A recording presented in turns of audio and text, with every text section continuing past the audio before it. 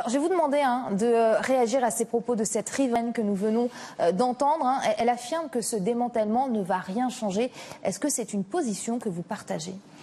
Alors, ce démantèlement, il va rien changer. D'abord, il va changer une chose, c'est que je pense que le bras de fer qu'il y a entre la mairie de Paris qui renvoyait la balle à l'État et puis l'État qui renvoyait la balle à la mairie de Paris, puisque normalement c'est à l'État de faire le nécessaire.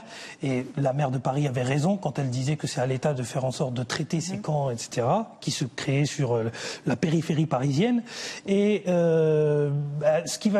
ça va mettre un terme à toute cette guéguerre qu'il y a entre ces deux protagonistes, mais je pense effectivement que sur le fond, est-ce qu'on a résolu la question ?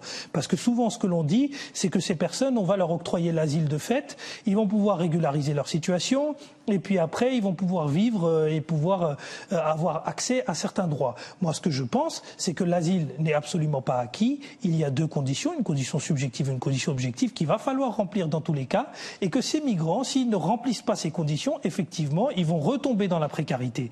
Donc maintenant, toute la question, c'est comment le gouvernement et qu'est-ce que le gouvernement a mis en place, au-delà de les mettre dans des centres d'accueil provisoires, le temps de régler leur situation administrative, ce qui veut tout et rien dire, comment le gouvernement va faire pour gérer ces personnes-là et comment il va faire pour faire en sorte qu'ils ne se reconstituent pas, que ça ne se ghettoise pas comme ça.